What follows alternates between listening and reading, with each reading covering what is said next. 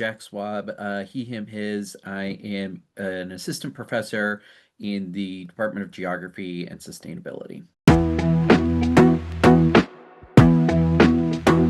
Course is Geography 311, Introduction to Geographic Information Science and Geovisualization.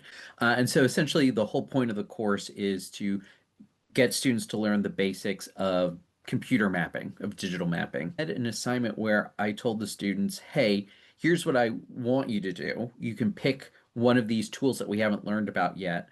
I want you to learn how to use it, and then I want you to use GenAI to help write instructions on how to use it so that you could share with someone else.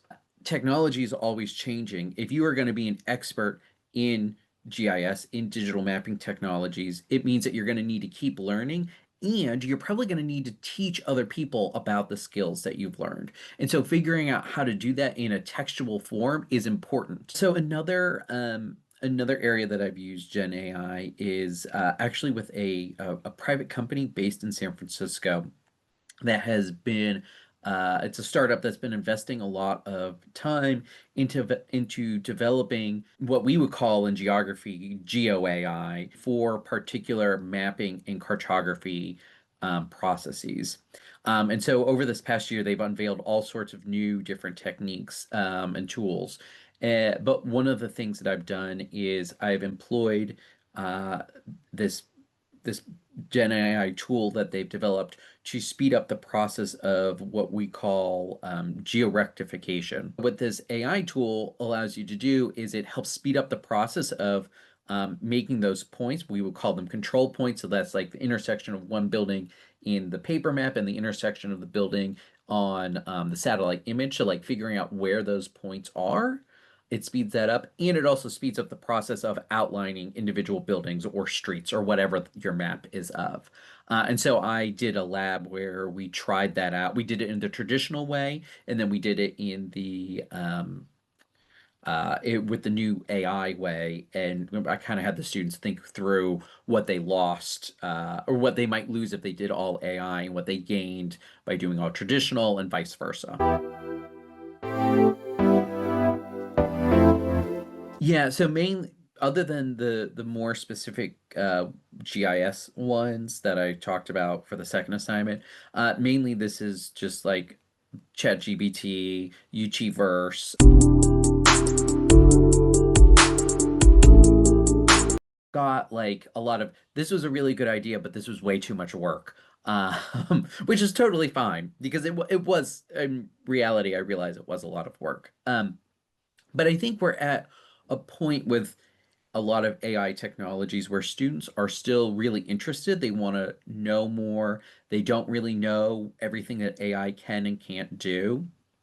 Um, and so trying to like where I feel like we're at is we are trying to take um, things that we know AI can help us with and try to build the bridge between what they need to know, what AI can't do, or what AI shouldn't be doing, and figure out where AI can integrate in between. And I think I was really hoping for a connection that was like this, and really the connection was like this. So I think next time I do the assignment, I can get it closer to an actual fit. The second one, they all seem to enjoy it.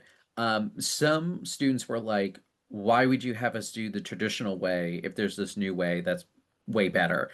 And some students were very much like, oh, I see where you're going with this. Like you're trying to get us to think through like this the trade-off between the more traditional and the AI way. But I want people to have a robust skepticism about what it will do, about how it will impact the world, about what role it should be playing in society. I'm not going to be a Luddite about it, but I'm trying to develop a more critical understanding of what AI is actually doing. And so I think it was interesting to kind of see it was almost felt like a 50-50 split between students who were happy that um, I was having them do the old ways and the new ways and compare, and other students who were like time marches on, get rid of this old stuff.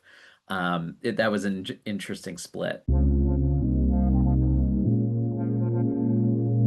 For the lab where we were using the application from the startup in San Francisco, um, that was more of a time investment where, yeah, sure, I needed to figure out if it actually worked and if the tool was worth using. But I actually had to like sit down and talk with the employees at the company to say like, hey, if I have 20 people trying this at once, is this going to break your servers? And it turned out that they were like, yeah, 20's fine. If you had 30, we'd be concerned.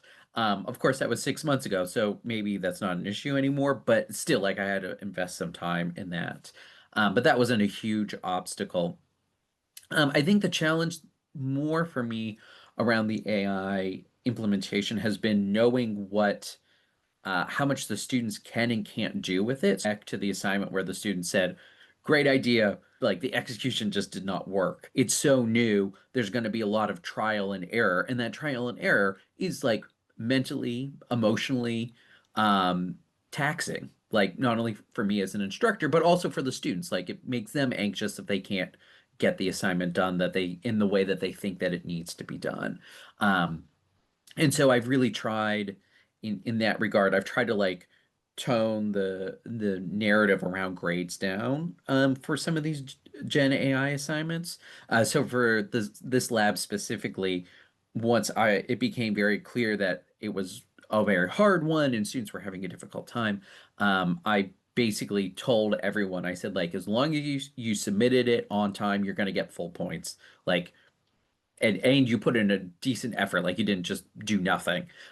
Is as long as it looks like you did the work and it was submitted on time, don't worry about your grade. You're getting full points.